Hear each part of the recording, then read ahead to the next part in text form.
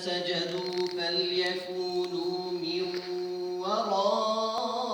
ورائكم ولتأت طائفة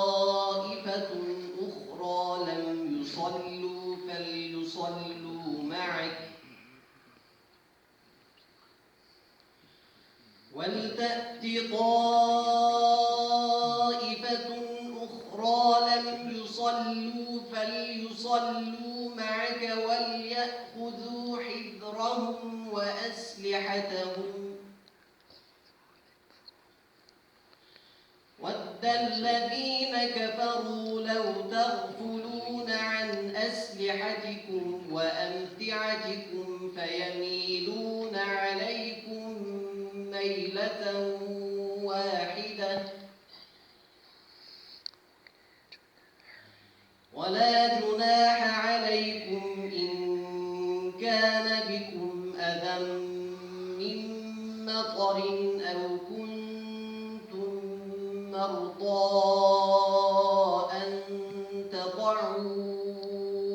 أسلحتكم وخذوا حذركم إن الله أعد للكافرين عذابا مهينا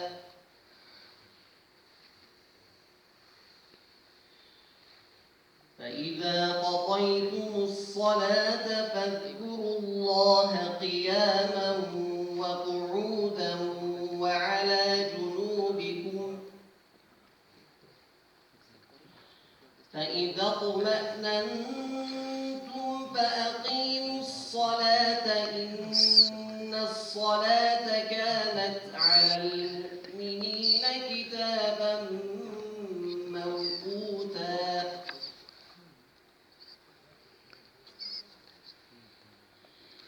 ولا تهنوا في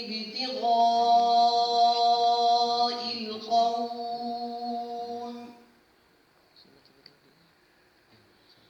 إن